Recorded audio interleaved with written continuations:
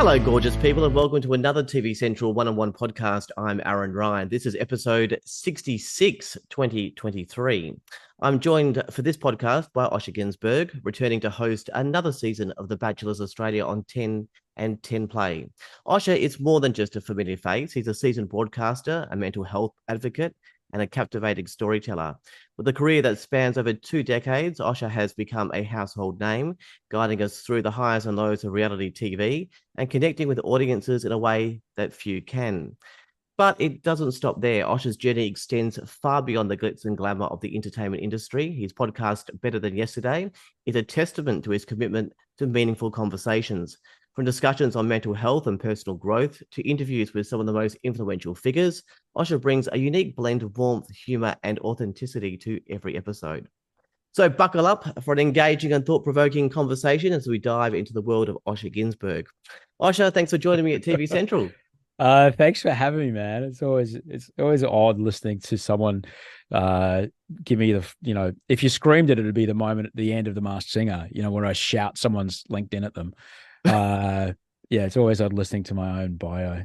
Because I'm just working today, and I sometimes forget, oh yeah, I've done some shit. It's my 30th year in broadcasting. It's just a lot. It's a lot to think about. Yeah, it's a lot to think about. And 21 seasons of the Bachelor and the Bachelorette. Man. Wow. You'll be happy to know that this podcast, we won't be yelling out, take it off. So you're safe. Well, good. The show's just started. Give it some time. Yeah. 10 years doing your podcast, Better Than Yesterday, and just recently featured in a show we love on Apple Podcasts. Congrats on that. And was that a surprise after 10 years? It was a real honor, because this 2023 has not only been the year where I lost a gold Logie, it's also the year that I got no Australian Podcast Awards. And, it's just, it's lovely to get recognition, particularly by someone who curates and, something like Apple Podcasts. It's a beautiful thing, but the team and I work very hard on it. I don't make the show by myself. And we work very hard, and we are, building still. We're 10 years in, but we're like, well, we're 10 years, we better do something. Now let's go from here, and so we're building a lot from here, and there's lots of things on the way, lots of changes on the way, which it's wonderful to be able to do it. I started the show because I wanted to have the kind of conversations, or at least put the kind of conversations out in the world that I needed to hear when I wasn't doing well. And now there's a lot more of those kind of conversations, but at the time they weren't there. So the beautiful thing about podcasting is that, as long as I can remain authentic, then it's worth it and it's nice. And so, we're just kind of exploring where, what some levers we can pull, what some dials we can turn to make sure that, we can keep going. Because I changed. 10 years ago, it was very different. I was single. I was about to go completely crazy, then went crazy while I was still making the show, and then got a lot better over the, couple of years of the show. Now I'm 10 years later. I'm married. I've got 2 kids. Life's very different. I've had 3 separate hips since then. So it's okay to have the things that you want in life change, and it's okay to have the things that you want to create change. So it was a lovely thing to have that from Apple, but I hope they still love us when we start moving things around. And don't forget the 23 different hairstyles you've had over the time as well. Probably more than that. Yeah, probably more than that. It's wild. It's kind of interesting. No one gives 2 shits when, a female person changes their hair from episode to episode. But if I change my hair from episode to episode, there's a freaking meeting. It's really weird. I don't understand. Why it's different for men. Yeah. For you did allude to this, but for listeners that haven't come across, your podcast series, can you give us a rundown of what it's about and what they can expect if they wanted to tune in? Essentially, I don't know who tunes anything anymore. You just touch your screen and there I am. It is simply a conversation that it's a conversation with someone who's been there before and learning how they got over the hump of whatever it is they got over.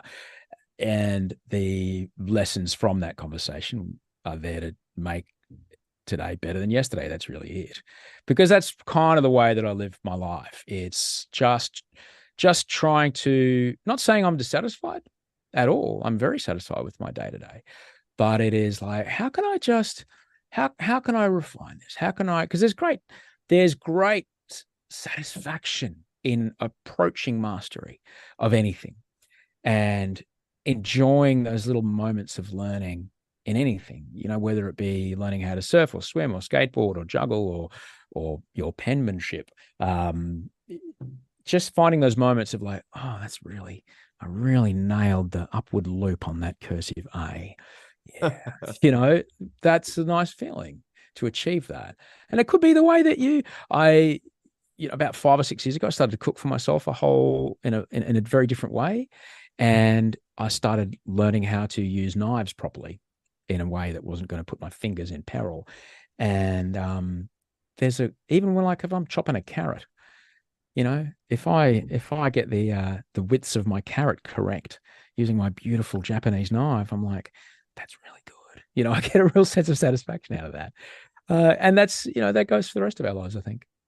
Absolutely. You featured on Q&A this week on the ABC. Tell me about that experience and any feedback you received from the audience, because some of the discussions were in the, I guess, the hot topic kind of range, especially on the voice referendum. Well, the audience were quite receptive.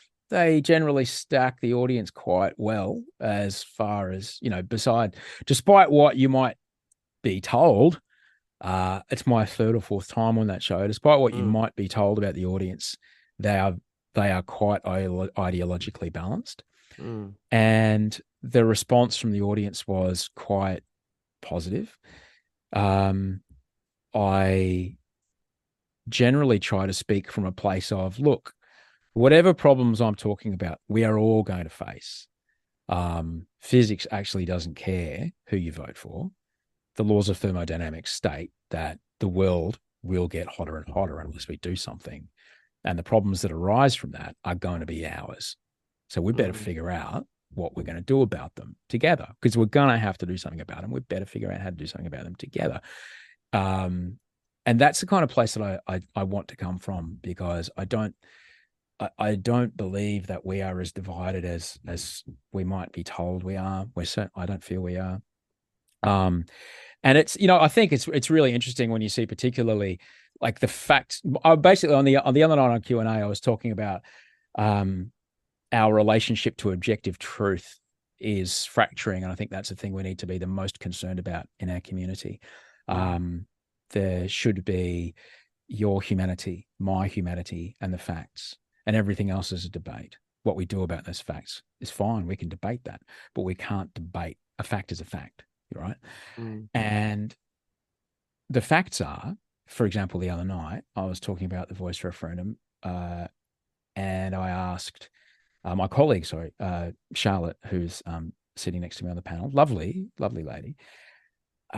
She was saying that the leader of the opposition wants to unite us. And I asked her directly, it's like, why do you believe that?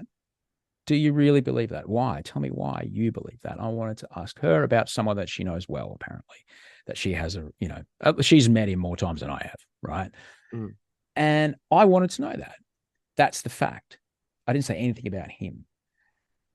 Yet the headlines read that I took a swipe at him, which I didn't, and I belittled people that voted no, which I also didn't. I specifically said, if you voted no, I have no quarrel with you. So two things that have nothing to do with the facts become headlines. And in the recent days, talking about the Bachelors' return, people ask me, so you belittled Dutton? It's like, no, I didn't. You've been misled. This is exactly what I was talking about. Our relationship with the objective truth is being fractured. And we need to be on the lookout, because we as a community cannot make a choice together about a problem that we all face if we are not making that choice based on the same set of facts. And that is the thing that I think is the most scary thing in our community right now. And it's wild because that particular news company proved me right the next day. Yeah. I thought that was interesting. I had to do my own reflection on what you said too, because I was actually a big yes supporter. When it came out, I ended up voting no, but in reflection, it was just based on exactly what you said. I bought into this whole thing that I guess people were trying to change the facts and stuff like that, and misleading people in certain ways, and I got sucked into that narrative. That's super cool of you to say out loud, mate. I really want to like credit you with that. It's a really cool thing to say out loud. Because I've been sucked in. I've been sucked in by stuff. I remember when John Howard was, saying, I think it was to Norway, the Tampa can't land here because it's full of immigrants. I fucking got sucked in by the shit that I'd read in the paper every morning while I had my coffee. And it was James Matheson and Yumi Steins who sat down on set with me and went, you realize this reaction you're having is what will make you buy the paper again tomorrow. But like I was 26. I didn't know. And I've been sucked in by stuff over time. And it's important that we understand if we're feeling that kind of weird feeling in our tummy or whatever, just take a step back and go, hang on, am I reacting or responding? I'm reacting. If I'm reacting to an emotion or a feeling, that's probably not based on a fact. Okay, wait a sec. Let me slow this down. But I mean, I use those words very carefully. I use the words, whoever flooded the zone, because if you know what that I'm talking about, that's a Steve Bannon tactic. Because, mate, I was seeing on TikTok posts, and I'm nobody, right? I'm really nobody on TikTok. 3 weeks after I posted something with Tom Mayo, there's, for every comment of like, hey, this is interesting to read, there's 5 people with lots of numbers as a surname going, yeah, but it's a land grab or whatever. I'm like, who the fuck is that? Who are these 5 accounts on a 3-week-old TikTok video posting minutes after someone with a positive message? Like that, no one cares about me that much. And certainly no one cares about, like, there's some shit going on.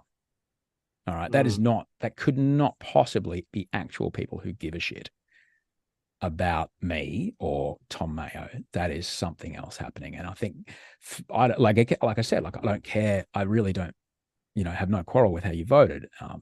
But I wonder, how could you possibly see what happened and not have concern about the integrity of our electoral process? Because that's a thing that truly has to be protected. And I think we're in trouble right now. Absolutely. I want to talk about some of your mental health advocacy work you do. It's interesting that talking about mental health, sharing experiences, being raw and honest and upfront about issues, particularly from someone in the media, it does help to remove that stigma surrounding mental health and being afraid to ask for help. But on the other hand, it does involve the person, like yourself, having to share very personal experiences and emotions on subjects like psychosis, alcoholism, suicide ideation. A double-edged sword, I'd imagine. Is sharing your experiences still difficult, or have you found a kind of therapy in sharing with the audience? My initial response to sharing was, I don't want anybody to know. My self-stigma was colossal. And the man that guides me on my sobriety journey just says, stop being so selfish, start talking about it, put your hand up and, start saying stuff because you're going to save someone's life. It's not about you. And I was like, okay, he's right. It's not about me. And I'm certainly not coming from a place of performative, what's the word I'm looking for? Performative suffering, because I do my very best to, in the same breath as disclose the responsibility I take for it and what I do about it. It's on nobody else to do something about it. I take responsibility. It's my responsibility to sort it out. So I you can't be what you can't see. And you might think that a diagnosis means, my kid's never going to go to, the school I want them to go to, or get into uni, or have a relationship, or, be a parent, or, my partner's been diagnosed. What's going to happen is my marriage is going to fall apart, or, I might lose my job with this diagnosis. I don't want anyone to know, or I don't want to tell my partner about this. I don't want to take my meds because then they'll know. And then, that's self-stigma. And I know that I didn't want to take my meds because I didn't want to have to take my meds. So I didn't take my meds, and all that happened is I just got more crazy. It's important to know what it's like to just say, well, yeah, oh no, this is a thing that happens and this is what I do about it. And because of that, this is the life I get to have. 1 + 2 = 7. It's amazing. And I think I'm just trying to give what was given to me, because I didn't know it could happen. And it was only when I heard stories of people that had been through what I'd been through, and started, seeing that, oh, wow, they were able to do something that I'm not yet able to do, but they know how to do it. I'll just ask them how they did it, and then just do what they tell me rather than what I think is right. Things might change, and they did. Yeah. So, I'm not here to fix anybody. I'm here to say, if you take responsibility for it, part of that responsibility is seeking help and then actively pursuing that. Things can get a whole lot better for you, but it's on you to do it. And I think that's what was given to me, and I'm just trying to give that to others. And so, no, I'm not bothered at all, because the other thing is, like, I make sure that none of that gets in the way of my ability to execute my role at work. And so, I'm not going to say it's certainly not the same. But if I can still execute in a way that is, shown to be the best to do, I think the proof is that, they have choices when they make these shows, and they keep choosing me. They don't have to, but they do. That's because I work very hard at being the undeniable choice for these jobs. That can happen.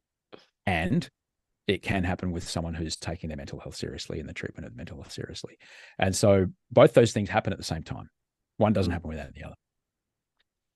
Incredible stuff. Look, I'd love to chat more about mental health, but time is ticking away. I'm just trying to think of a segue now, how to get from mental health to the Bachelors. Help me out here. How do we get there? Right. And so I'll tell you how. Because a lot of the time people think about someone who's living with mental illness, and certainly with complex mental illness, they may not think of me in a nice tailored suit. They certainly don't watch their TV going, you know what we're going to do tonight, kids? We're going to watch a recovering alcoholic with OCD and ADHD scream, take it off at a big toothbrush. But that's what happens, because that's what you're seeing on TV every night. When you're watching, certainly when you were watching season 2 of The Bachelor and season 3 of The Bachelor, you were watching someone who's dealing with active and passive suicidal ideation on 2 different kinds of antipsychotics at work. And that's what was happening. And that's the thing that people might not think, and I'm very grateful to be able to show that a diagnosis, if treated, taken responsibility for, and treated, as a matter of, survival, which it is, means life can be pretty amazing. And that's what you're watching every night on TV. That's what you see when you see me there. Yeah. I'm not in antipsychotics anymore, but I'm still, recovering alcoholic with OCD and ADHD, and I'm treating my shit. Good stuff, and great representation. And great segue. Come on, man. And fucking Logie. And still no Logie. It's coming next year, I promise. Usually things are pretty quiet in the free-to-wear space at this time of the year, so it's great to see this investment in programming year-round by 10. How are you finding the format changes with 3 Bachelors instead of 1? I know this is the second one of this, but how are you finding the format changes? I love it because when the show began, it's an American format, and it's a franchise like any other franchise. It's a franchise that's a proven business model, with a product that most people tend to want to like, and you get a time to how to execute it, and hopefully that same pattern will work in your market, and it will when you look at hamburgers and tire shops and things like this. So the Bachelor's franchise like any other, but when it started, that kind of aspirational dating looked like mansions and fairy lights and candles and flowers. But that was even before smartphones showed up. And now, where everyone's one swipe away from someone hotter, someone taller, someone more successful. And so their willingness to actually emotionally commit is vanishingly small. And yet there's the thing kind of devolves into this almost transactional physical thing. And that's really hard. That's what dating is right now. And so how do you show that? How do you show the what choice looks like? How do you show someone who's not willing to go all in because there might be one just around the corner, one swipe away? You show that by having, more choice on screen. And I really like it. I really like the triple batch. I think it's really good. Triple batch. Triple batch. Let's quickly start with Wes. Is, I guess, our Brazilian bachelor is kind of alluded in the promo that he has something to hide. Any hints there you can give us? What's he hiding? Have you seen Total Recall? Have you seen the moment when someone wished they had three hands? That's not helping. Well, that's a hint, though. That's all I'm saying. Okay. Then there's Ben. He's certainly one good-looking rooster. There's a rooster on the next Bachelor. On the next Masked Singer. We know who it's going to be. I'm getting the vibe from the promos that he looks like he's a bit cheeky. What can you tell me about Ben? He's an extraordinary man. He runs a like a venture capital fund. He's like a lovely guy. Been living in New York for years, and he's really confident, really smart fella. I really like him. He's a good bloke, and I really relate to his story because he was living in the States and I was living in America myself. And then at one point I was like, I'm done. I was lucky that I met Audrey and Georgia by that point. I was like, there's nothing in this country left for me. I want to go back to Australia and be with these two. And that's what he's come back for. He's like, I'm done in America. I want to be home. I want to be home, and I want to move on to a part of, it's fine because as we get older, what we want in life changes. And it's extraordinary to see a man at that point in his life. Yeah, I really like him. And Luke is Luke is fabulous. We all have different, things that we're into, but for some people it may be the Brazilian. That's fine. For me, it's Lukey. He's, A, Queensland, B, lumberjack, C, leaguey. So, I really like him. And I think Luke particularly is a representation of modern masculinity, which I truly admire, and I'm really grateful that we're able to demonstrate that. It's a really beautiful, powerful, healthy kind of masculinity that is as powerful and takes as much space as any other kind of masculinity we may be familiar with, but is at the same time vulnerable and self-reflective and not afraid to understand where a mistake's been made and do their best to make it right. And I think that's a really special thing to witness. He's an extraordinary man. Yeah. Looking forward to it. Good luck with the show. We'll have a 3-week run from Sunday, the 3rd of December at 7:30 p.m. 3 weeks, is that it? Jiminy crickets. I just make them, man. I don't program them. So I have no idea how they program them. So holy moly. 4 episodes a week. You can just far out. Really? Straight through. Bam. You'll have not. Wow. Sorry, guys. Just cancel everything. Here we come. At least you don't have to wait 3 months for an answer. This is true. This is true. I mean, I guess I watched Blue White Samurai in 4 days, so I get it. Look, in terms of the area of mental health, I know you do it from a place of concern, a place of advocacy, and a place of heart, and certainly not gratitude or accolades. But I do want you to know that your honesty and sharing your experiences is so much appreciated from the thousands of people that have struggled, and needing to know that there's, I guess, someone out there that owns their struggles and has worked through it, and so that's really awesome. Thanks, man. Like Aaron, I really only have one job. Doesn't matter what it is. If it's podcasting, if it's Mask, if it's Batch, whatever. My only job is to make people feel less alone. That is my job.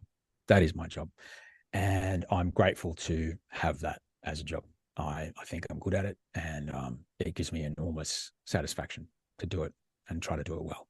You're definitely doing that job well. Thanks, man. Thank you for joining me at TV Central. You got it. See you, buddy. All right. That was Thanks for that. No worries. That was Osher Günsberg, host of The Bachelors, premiering Sunday, the 3rd of December, 2023 at 7:30 p.m. on 10 and 10 Play. You can catch Osher also on The Masked Singer, the full season available on 10 Play. You can also hear through the Better Than Yesterday podcast, available in all the main streaming podcast platforms. He also has a book out called Back After the Break, available now at all good book outlets, and maybe some of the bad ones as well. That's it for this podcast. For all the latest news, streaming options, ratings, TV guides, and podcasts, head to tvcentral.com.au. But for now, I'm Aaron Ryan. Thanks to Osher Günsberg. Bye for now.